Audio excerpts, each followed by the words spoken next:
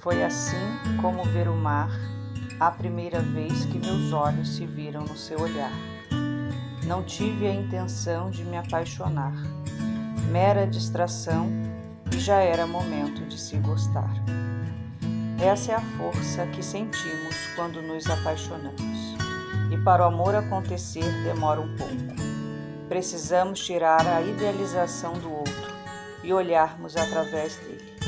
E quando isso acontece, percebemos que amar significa: eu amo você e aquilo que guia a mim e a você. Bert Hellinger.